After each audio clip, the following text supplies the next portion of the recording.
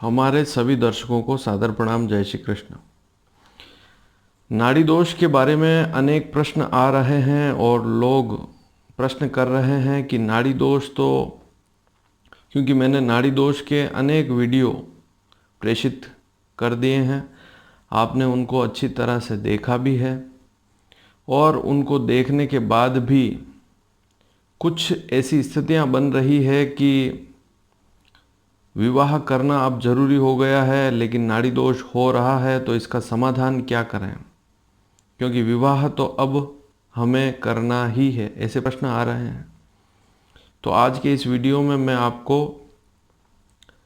जो हमारे शास्त्रों में लिखा है कि नाड़ी दोष का समाधान क्या है। एक लड़का एक लड़की दोनों की एक ही नाड़ी है, नाड़ी दोष हो रहा है, ऐसी स्थिति में भी विवाह करना चाहते हैं, तो फिर क्या करें? कोई ऐसा उपाय बताएं कि हम विवाह कर सकें और हमें उस नाड़ी दोष का कोई नुकसान भी ना हो। तो ध्यान से सुने। आद्य अर्थात आदि, मध्य, अंत्य, 3 प्रकार की नाड़ियां होती है। वात, पित्त और कफ। आदि का मतलब वात, मध्य का मतलब पित्त और अंत्य का मतलब कफ। यदि दोनों की नाड़ी एक हो तो नाड़ी दोष लगता है। और मैंने कुछ वीडियो आपको प्रेषित किए हैं, उसमें मैंने आपको बताया है कि कुछ नक्षत्र ऐसे होते हैं कि यदि दोनों का नक्षत्र एक हो, चरण भी एक हो, तब भी नाड़ी दोष नहीं लगता है। यदि आपने उन वीडियो को नहीं देखा है, पहली बार इस चैनल से जुड़े हैं, तो हमारे इस चैनल को सब्सक्राइब अवश्य करें और उन वीडियो को आप अवश्य देखें। मैं डिस्क्रिप्शन में डाल दूंगा। नाड़ी दोष सभी परिस्थितियों में नहीं लगता है। मैंने आपको बताया है कि बहुत से शुभ ग्रह हैं, जैसे गुरु है, बुध है और शुक्र है। दोनों की राशियां शुक्र की है, दोनों की राशियां गुरु की है, दोनों की राशियां बुध की है। ऐसी स्थिति में भी दोनों की एक नाड़ी हो तब भी नाड़ी दोष नहीं लगता है। तो आप उन सभी वीडियो को अवश्य देखें। लेकिन अब बात होती है समाधान की। आखिर हम क्या करें कि नाड़ी दोष होकर भी विवाह हो सकता है, हम उसका समाधान कर लें और दोष समाप्त हो जाए। तो इसका सबसे बड़ा समाधान जो हमारे शास्त्रों में लिखा है, वराह मिहिर ने, जो हमारे ज्योतिष के बहुत प्राचीन और यूँ कहें कि ज्योतिष के जो जनक हैं, वराह मिहिर ही हैं। और उन्होंने भी अपनी व्रत संहिता में इस बारे में लिखा है। और इसके अलावा भी मुहूर्त चिंतामणि या अनेक ज्योतिष शास्त्र के ग्रंथों में इस प्रकार के समाधान लिखे हैं कि यदि दोनों की नाड़ी एक हो और अब विवाह करने की इच्छा हो गई है, तो आप समाधान करके विवाह कर सकते हैं, क्योंकि देश काल परिस्थिति ऐसी बन चुकी है कि अब विवाह करना ही है। तो इस समाधान में सबसे पहले तो यह समझें कि समाधान जो होता है वह केवल समाधान ही होता है। उससे आप यह समझ लें कि बिल्कुल ही आपका दोष समाप्त हो जाएगा, तो बहुत मुश्किल बात है। लेकिन शास्त्रों में लिखा है कि आप अन्नदान करें, 7 प्रकार का अन्नदान, गोदान अर्थात गाय का दान, स्वर्ण दान। अब स्वर्ण का दान कैसे करें? आपको तो पता ही है, अभी सोना जो है आसमान छू रहा है। अब किसी व्यक्ति को कहें कि स्वर्ण दान करें, अब हर व्यक्ति राजा के समान तो होता नहीं कि वह स्वर्ण दान कर लेवे। आज के समय में उपाय करना बड़ा मुश्किल है, और हमारे शास्त्रों में जो उपाय लिखे हैं वे बड़े ही महंगे उपाय हैं। तो स्वर्ण दान करना तो बहुत ही मुश्किल प्रक्रिया है। हाँ, अन्नदान कर सकते हैं। विवाह के बाद भी आप चाहें तो नियमित, जैसी आपकी श्रद्धा हो उतनी मात्रा में थोड़ा थोड़ा प्रतिदिन भी आप, या कभी कभी आप मान लीजिए आपकी कुंडली में कोई प्लेनेट अच्छा नहीं है, उस ग्रह के दिन में, जैसे शुक्र अच्छा नहीं है तो शुक्रवार के दिन, शनि अच्छा नहीं है तो शनिवार के दिन आप अन्नदान कर सकते हैं। अब वहाँ पर, क्योंकि बहुत से शास्त्रों में नाड़ी को सर्पाकार बताया है कि एक सोने का सर्प बनाएं और बहते पानी में उसे बहा दें, लेकिन उसमें कुछ पूजा की प्रक्रिया भी है जिसमें भगवान शिव की पूजा और इस प्रकार की पूजाएं लिखी हुई है, उसे भी आप कर सकते हैं। लेकिन सोने का कोई सर्प बनाएं और उसे हम पानी में बहा दें तो यह भी बड़ा महंगा उपाय है। लेकिन गोदान, गाय का दान कर सकते हैं आप, अन्न दान कर सकते हैं, यह एक सुगम तरीका है।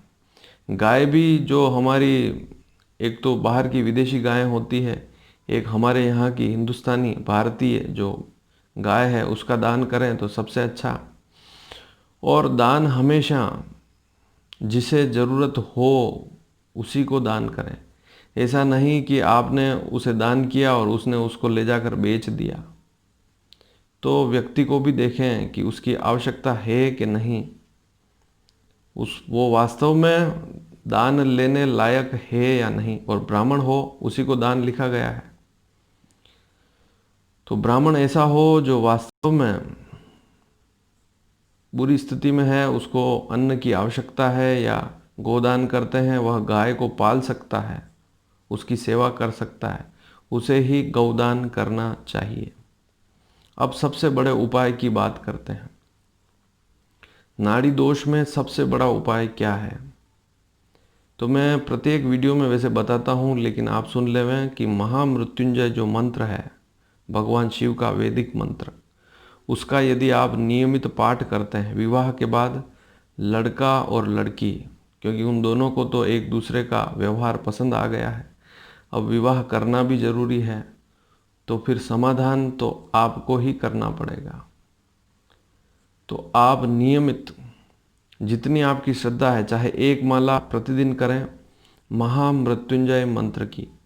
मंत्र तो आपने सुना ही होगा, ओम त्र्यंबकम यजामहे सुगंधिम पुष्टिवर्धनम उर्वारुकमिव बंधनान मृत्योर्मुक्षीय मामृतात्। तो यह मृत्युंजय जो मंत्र है, इसका पाठ आप कर सकते हैं और इसको संपुटित करें तो और ज़्यादा अच्छा। आप यदि इंटरनेट पर सर्च करेंगे तो संपुटित महामृत्युंजय मंत्र भी आपको मिल जाएगा।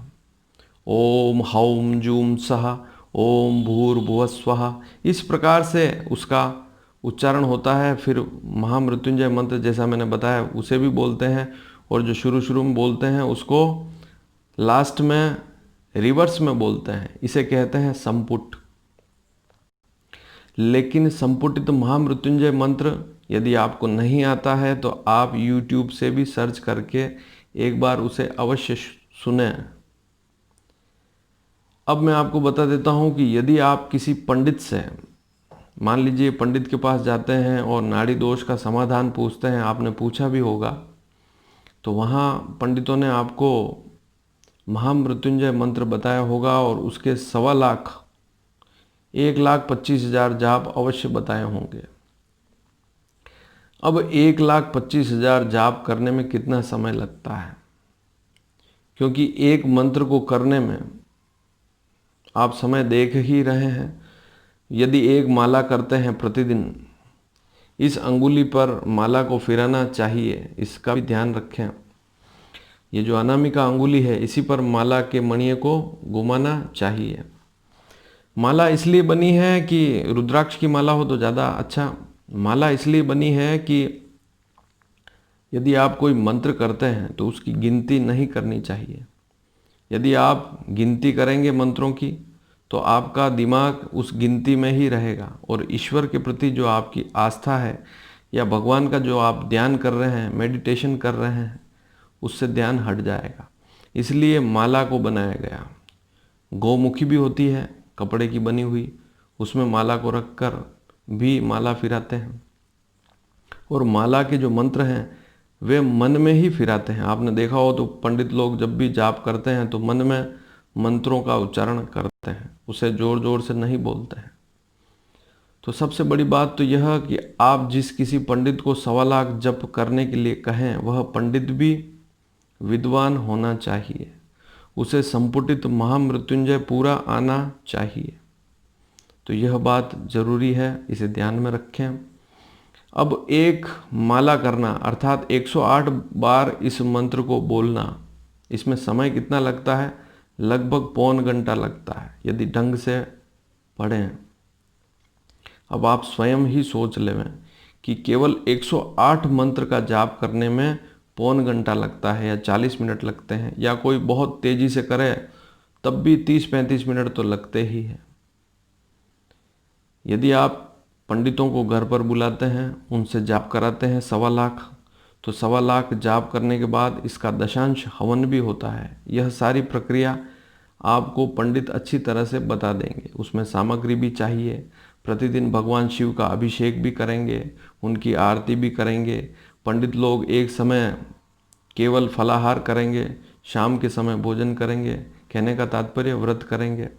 तो महामृत्युंजय जो मंत्र है उसकी एक माला करने का जो समय है वह आधे से पौन घंटे का है।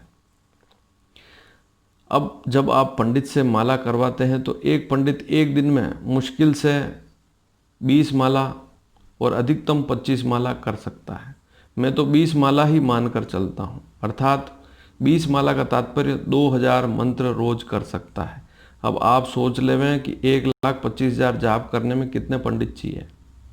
इसका खर्चा जाता है लगभग 1.5 लाख के आसपास। अब आप ही सोचें कि लाखों रुपए खर्च करने के बाद भी यदि कोई समस्या आती है, मान लीजिए पंडित ढंग के नहीं किए आपने और कहीं त्रुटि हो गई, तो फिर आपका धन भी गया और लाभ भी नहीं हुआ। तो इसका सबसे सुंदर उपाय यही है कि यदि आप विवाह के बाद पति और पत्नी स्वयं ही महामृत्युंजय मंत्र का नियमित, चाहे सुबह चाहे शाम को, हाथ पैर धो के पवित्र होकर, मन भी पवित्र रख के एक माला भी प्रतिदिन करते हैं तो नाड़ी दोष का शमन हो जाता है, उसकी शांति हो जाती है। किसी प्रकार की चिंता वाली बात नहीं है। इसके अलावा जब आपके 1.25 लाख जप हो जाएं तो आप घर में किसी पंडित को बुलाएं, उनसे हवन करवा सकते हैं। पहले आपको हाथ में जल लेकर संकल्प करना होगा कि मैं 1.25 लाख जाप करूंगा, या हम दोनों मिलकर 1.25 लाख जाप करेंगे, या हम दोनों मिलकर रोज एक माला ही करेंगे। आपको महसूस हो जाए कि अब आपने इतने समय में रोज एक माला के हिसाब से पति पत्नी दोनों करें तो 2 माला रोज होती है, रोज 200 मंत्र होते हैं, उसके हिसाब से गिनती कर लें और जब पूरे हो जाएं तब हवन कराएं, भगवान शिव का रुद्राभिषेक कराएं, ऐसा भी कर सकते हैं। पूरे जीवन भर यदि कोई व्यक्ति महामृत्युंजय मंत्र की रोज एक माला करता है तो वैसे भी शरीर में कोई रोग आता ही नहीं। नाड़ी सीधा संबंध है हमारी नाड़ियों से, नसों से। अब बहुत सी बार इसे संतान से जोड़ देते हैं। हमारी कुंडली में संतान का कारक गुरु होता है, तो कुंडली भी देखनी अति आवश्यक है। केवल नाड़ी दोष देखने से संतान नहीं होगी या नाड़ी दोष है तो संतान नहीं होगी, ऐसा नहीं होता है। कुंडली में जो आपका पंचम भाव है उसमें गुरु की स्थिति, गुरु वहाँ का कारक है। कुंडली में गुरु अच्छी स्थिति में है तो संतान की स्थिति भी शुभ है। पंचम भाव में पाप ग्रह बैठे हुए हैं, गुरु भी कमजोर स्थिति में है या अस्त है, पंचम भाव पर केवल पाप ग्रहों का ही प्रभाव है, कहीं पर भी कहीं से भी शुभ ग्रहों की दृष्टि यदि पंचम भाव में नहीं है तो ऐसी स्थिति में संतान या तो कम होती है या संतान होती ही नहीं, या संतान होने के बाद संतान को भी कष्ट होता है। विशेषकर संतान जन्म कौन देता है? एक स्त्री, एक माँ। और जब माँ की कुंडली में ही, महिला की कुंडली में ही पंचम भाव पीड़ित है तो महिला की कुंडली तो विशेषकर देखनी ही है। इसके अलावा पति की कुंडली में अर्थात लड़के की कुंडली में भी शुक्र मजबूत होना चाहिए। शुक्र यदि कमजोर है, अस्त है, तो संतान होती ही नहीं या अन्य समस्याएं होती है। तो मैंने आपको उपाय बताया कि महामृत्युंजय मंत्र यदि आप उसका अनुष्ठान करवाते हैं तो बहुत महंगा, बहुत ज़्यादा खर्चा होता है। संभव हो तो कराएं, अन्यथा आप स्वयं करेंगे तो ज़्यादा अच्छा। यदि आप स्वयं करेंगे तो आपका शरीर भी बहुत मजबूत रहेगा, शरीर अच्छा रहेगा और इसका लाभ सीधा आपको मिलेगा। तो मेरी तो यही धारणा है कि यदि आप महामृत्युंजय मंत्र करते हैं तो स्वयं ही करें। यदि आप कहीं सर्च भी करेंगे, मैंने कहा कि संपुटित महामृत्युंजय मंत्र, उसे सर्च करेंगे तो वह आपको मिल जाएगा यूट्यूब पर भी। पहले उसे सुने फिर उसका पाठ करें। हालांकि डिस्क्रिप्शन में उस महामृत्युंजय मंत्र को मैं लिख दूंगा, तो आप यह समझे कि महामृत्युंजय मंत्र, सिंपल महामृत्युंजय मंत्र भी कर सकते हैं।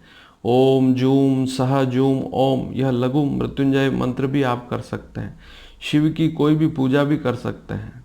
तो नाड़ी दोष जो है उससे घबराने की आवश्यकता नहीं है। और भी कोई जानकारी चाहते हैं तो आप प्रश्न करेंगे तो मैं अवश्य बताऊंगा। धन्यवाद। जय श्री कृष्ण।